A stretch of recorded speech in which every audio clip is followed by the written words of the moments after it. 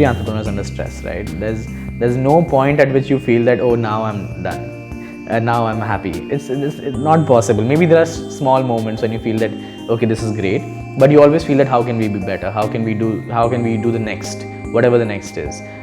So I think under that kind of pressure, it does happen that we get stressed out. We lose a sense of the vision. We get a little disbalanced. And I think it's really important for entrepreneurs to take a step back. I think it's the most important thing, and I learned it the hard way. I learned it at a point where I was extremely stressed out. I was working continuously for months, and I was extremely stressed out. I was not listening to anybody. I was literally telling everybody that no, you're wrong. No, you're wrong. My thought is right. My vision is right. Blah blah blah. I know it the best, and things like that. That's the point at which my team actually created an intervention, and they said, you know what, you need to take a break. Just relax, we'll handle things, nothing will go wrong, just get out of the city. And I did, and shut down my phone, did not take my laptop, didn't work. And that's when I realized that, it just helps to take a step back. It just helps you to see where you are, at what juncture you are in your journey. Non-acceptance from every corner. Your family might start saying that you're crazy. Your relationships might end. Your friends might not want to hang out with you because all you talk about is your startup and you don't know how to talk about anything else. That's a very very real problem. And they might stop calling you to their get-togethers and parties because, well, if Anshul is coming, all he's going to talk about is Youth Ki Awaaz, let's not call him. So that's you end up, there's a chance that you end up losing a few friends. But the few who will understand will obviously stick around, and those are the ones who matter the most. I think the biggest thing that entrepreneurs should be ready for is to imagine, the very real challenge is that you might end up hurting people who are very close to you. You might end up screwing relationships. You might end up not being very kind to people. There's no right or wrong whether you should do it or you shouldn't do it. It's just about taking a call in that moment. That's one. One thing that I would tell that be careful of or not be careful of. It's completely your call. The other thing is that I truly believe that entrepreneurship is so hyped. It's so hyped. Literally, we think that entrepreneurs are some superstars. And what that does for young people who are budding entrepreneurs is that it creates tremendous amount of pressure. It just creates so much pressure. I've met people who feel that I want to be like Vijay Shekhar Sharma, who's this billion-dollar entrepreneur, and I'm nowhere close. I'm a failure. And that's not how we should think of entrepreneurship. And I was in that zone myself where I used to think that entrepreneurs are these amazing, everybody's a Steve Jobs kind of a thing, but it's not true. We need to take it easy. Firstly, entrepreneurship is obviously it's great. I personally think that every student should, there should be something in schools and colleges where every student is allowed and asked to build something, because I think that just without having an end goal, without having to sustain or without having to succeed or fail, because I think just that journey is so great. You learn so much. There's no substitute for it. So as much as I love entrepreneurship and I think everybody should be an entrepreneur, I do feel we need to stop glorifying it. We need to stop creating the hype around it. And I know enough people disagree with me on that note, but it's fine. I'm okay with that, because also what glorification of entrepreneurship does is it puts you in a zone where you lose sight of where you yourself are. I think we don't talk about depression in entrepreneurs. We don't talk about stress that entrepreneurs go through. We don't talk about health issues that entrepreneurs go through, because they are major. I've known entrepreneurs who are very successful, but they have had irreparable damage done to their bodies. They're literally in a space where they're going through treatment and it's been going for years, and it's only because they had crazy lifestyles and schedules and all they did was obsess about their startup. So I think we need to talk about the very unpopular things about entrepreneurship, and we need to make them as mainstream as the glorification of entrepreneurship is. So whenever I see an article pop up here and there on Harvard Business Review or Forbes that depression is a real thing that entrepreneurs go through, I actually feel really good. I share it. I try and tell my entrepreneur friends who are struggling, I tell them that, listen, you're not alone. I think we need more spaces like that. we have so many startup weekends about tech and blah blah blah. Why don't we have a startup weekend about the health of an entrepreneur, or how to manage your personal relationships, or how to be better at what you're doing, how to build your skills, or whatever? I think that's also very important. Maybe one place that we can break away from that mold is by first identifying that there's stress and then actually working towards it. For me, like, identifying it and telling my team members, I didn't tell everybody, of course, I told a few key people. Telling them really helped, because they then kept a check on me, and they kept a check. They made sure that if they saw that I was getting too stressed out, they created an intervention, like I said, and they told me that just go out and refresh yourself a little bit, and that really helped. And I think it's just having that trust with the few people you work with is very important. Yeah.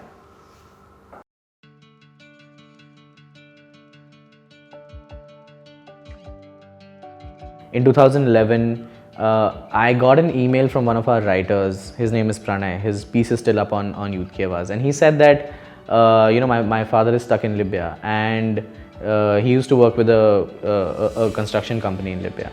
So my father is stuck in Libya, and the last I heard from him was that he's in the middle of a civil war. He doesn't know whether he'll survive or not.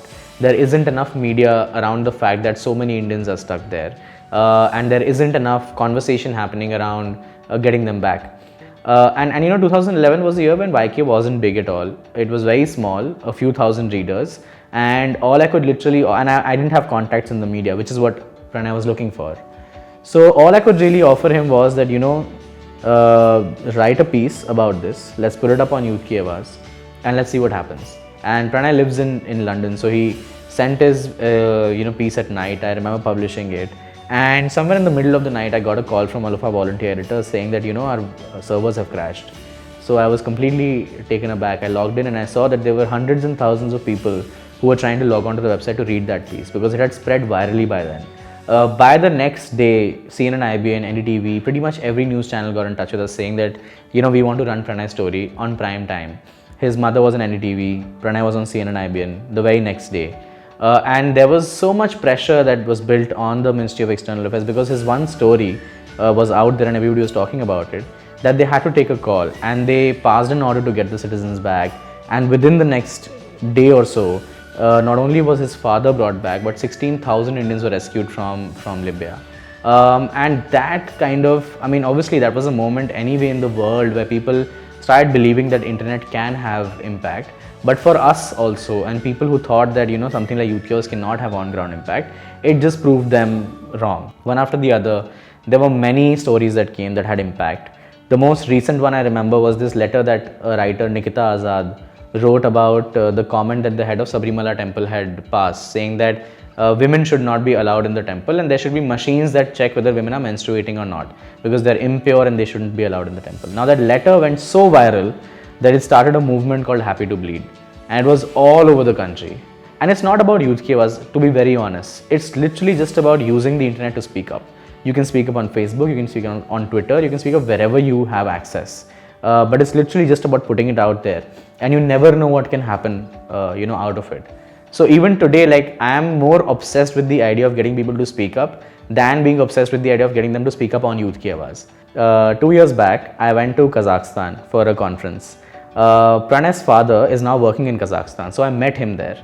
That was the best moment for me, because he came to me and he told me how it was when he was stuck in Libya, and what it meant for him to actually be rescued in time. And that literally was the moment for me, because I got to meet somebody about whom a story was written, who was brought back to the country safely from a civil war. And literally, like, that was more than what I felt in 2011. I felt more emotions when I met him. And it was just amazing to hear from him what it was like. It made things a lot more real for me. Yeah.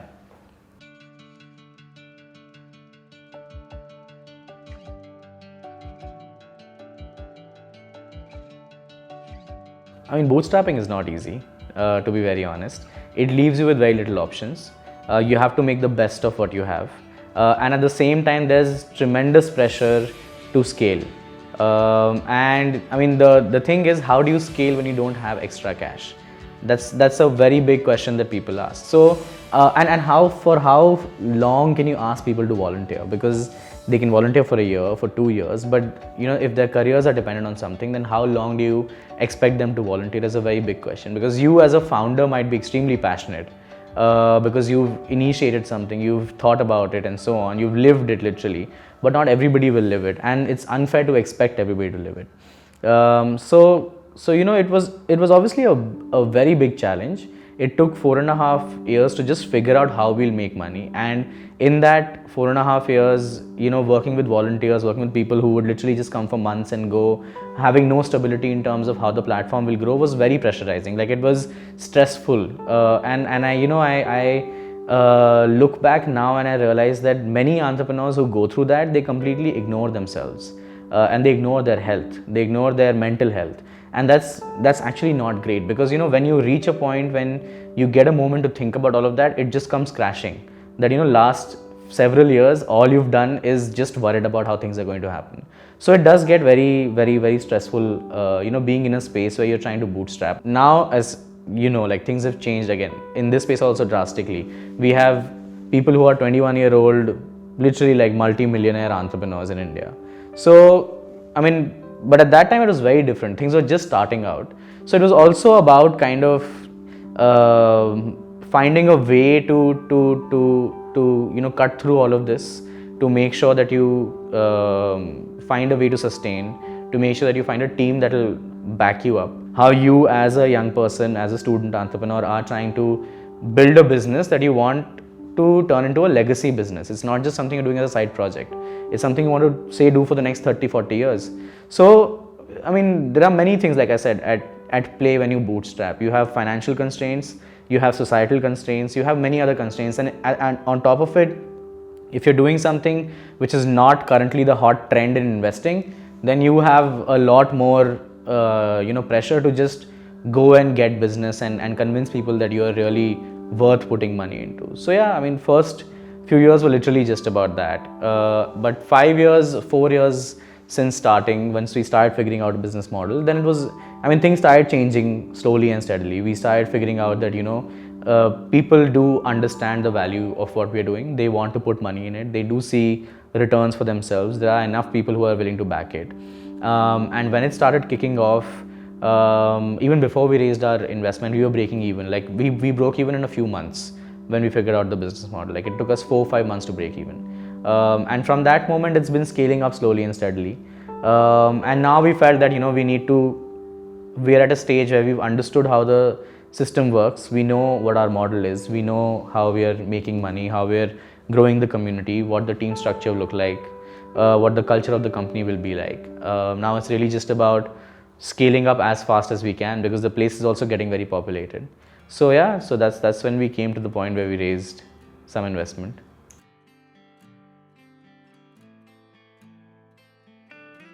The vision can't just stay with me, because if it just stays with one person, it's more likely to get diverted or whatever. So it has to be with more people than just me. So even today, when we hire or when we get people to join Youth Ki Awaaz, there is a full process for them to understand why we are doing what we're doing. It's not just about coming here and editing and publishing articles, but why are you actually doing it? Why are you accepting a piece and rejecting a piece? Why are you really working with people? So as long as people understand that, the vision stays intact. As far as the business model is concerned, even that has a vision behind it. We want to, like I said, create a value chain. We want to make sure that we work with organizations who can subscribe to our ideas, which is that we've taken a call to not work with organizations who are human rights violators. Like, we will not work with companies that are doing bad to the world. And there are enough companies who are doing great work. So we will only identify social good businesses or non-profits or companies that understand that they have a responsibility towards this audience, and we will only work with them. And that also somewhere gives us the assurance that our vision or our content will not be diluted. And that's a tough mix to hold on to, but it's an important mix to hold on to.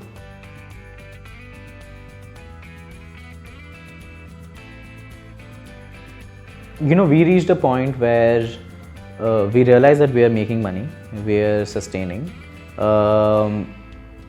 but we needed capital to grow faster. Like, obviously you can keep growing, you can be at your pace, but I'm also aggressive. I'm also bullish about the space I'm in. I'm also arrogant about it. So I want to make sure that the space I'm in actually grows. I want to acquire a major chunk of the market. I want to be out there. I want to be known for, I want YK to be known for certain principles and so on. So I think that's why it mattered at that moment, that, we realized that yes, we can grow, we can keep growing, we can be at our own pace, we can keep having small, impacts here and there. But what if I want to get a policy change in the country? What if I want to mobilize young people to advocate for a policy change? Or what if somebody else wants to do that? It's not about me, right? It's about maybe the person who wrote that letter against Sabrimala temple wants to get a policy around sanitation for women. How does she, write an article and have that large an impact? So you need scale for that, and we can build it slowly.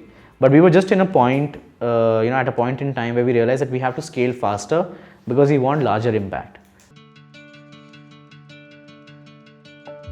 We rejected enough investors, by the way. People did show interest. We've got buyout offers and we just said no to them. It happened by chance because we were meeting them for a very different reason. It was for an event that we were organizing. It was a very different reason. But it just so happened that we saw like a synergy in terms of our ideas, in terms of how we want to build YK, how the investor was looking at something like YK. And we thought, it makes sense because we have somebody who literally has created something from scratch. And earlier we were talking to investors who had not created anything from scratch, but just reached that position of being an investor. And here we had somebody who's literally built something from ground zero, who knows the pains of being an entrepreneur, who knows that the media space is a very different space from tech. It takes time to make money, it takes time to scale up. And we just saw that there was a clear synergy in terms of how we thought. So it just made sense, to go ahead with that. But yeah, of course, being there for the last 7 years, 8 years also helps you build credibility. It also helps you make people realize that, you're not here to quit so easily. So investment or not, it's not like we're going to quit. So yeah, that's what it does. Why don't we have enough choice? Why don't we have enough spaces where we can talk about issues? I might say something very bad, but why can't I enter into a debate with somebody where it can be reasoned out? Why is there no space for that? And those are questions that we're not answering, And the editorial stand that we take is fairly simple. We at no point will be against anybody's constitutional or human rights. It's as simple as that.